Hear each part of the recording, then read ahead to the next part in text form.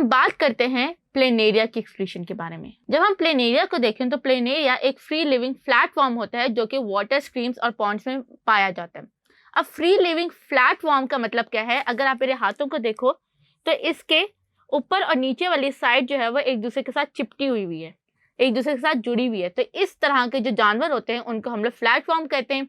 इनमें आपके पास common example जो है वो टेप फॉर्म वगैरह की है, और ये लोग ग्रुप फाइलम प्लेटिहेल्मिन्थेसिस के एनिमल से ये बिलोंग करते हैं।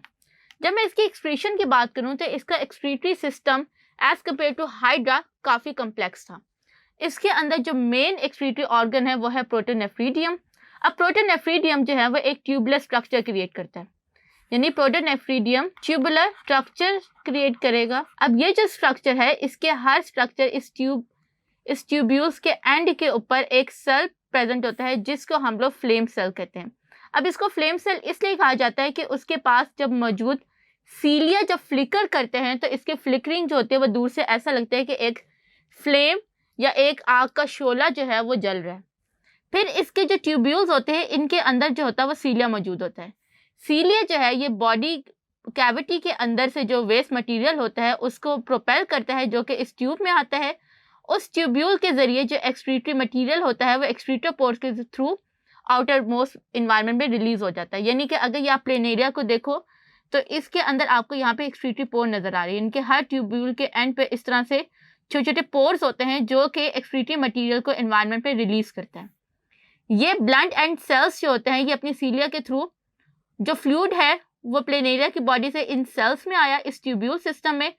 वहाँ से जो मटीरियल होगा, जो एक्सेसिव वेस्ट मटीरियल होगा, वो इसके अंदर ट्रैवल करते हुए थ्रू एक्सक्रीटोपोर एनवायरनमेंट में जो है वो बाहर के अंदर रिलीज हो जाता है। अब हम बात करते हैं कि प्लेनेरिया कौन सा मटीरियल एक्सक्रीट करता है। यहाँ पे आप याद रखो कि प्लेनेरिया जो है वो क्या रिलीज करे।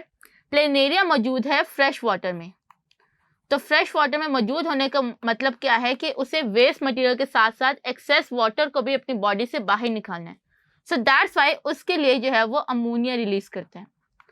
अमोनिया का 1 ग्राम जो होता है वो 500 मिलीलीटर ऑफ वाटर रिक्वायर्ड करता है। सो दैट्स वाई प्लेनेरिया जो होता है because of excessive water environment condition में वो रहने की वजह से वो अमोनिया को जो है वो अपनी बॉडी से एक्सक्रीटरी प्रोडक्ट के थ्रू एक्सक्रीट कर होता है। तो इस तरह से जो प्लेनेरिया था उसके अंदर एक ट्यूबुलर सिस्टम जो था वो इवॉल्व होना शुरू हुआ, क्रिएट हुआ, और ये सिस्टम आहिस्ता आहिस्ता जब ह्यूमंस के अंदर गया तो नेफ्रॉन जैसे ट्यूब्यूल सिस्टम जो था उसने क्रिएट कर दिया। सो दैट्स वाई आपने हमेशा याद रखना है कि जो फ्लेम सेल हैं वो प्लेनेरिया की बॉडी में एज अ किडनी के तौर पे एक्ट करते हैं, और ये सेल्स बॉडी के अंदर से जो वेस्ट मटेरियल होता है उसको फिल्टर करके जो वेस्ट मटेरियल होता है उसको थ्रू ट्यूब्यूल्स एक्सक्रीटरी पोर के थ्रू जो है वो बाहर रिलीज करते हैं, और इन एक्सक्रीटरी पोर्स को हम लोग नेफ्रीडियो पोर्स कहते हैं।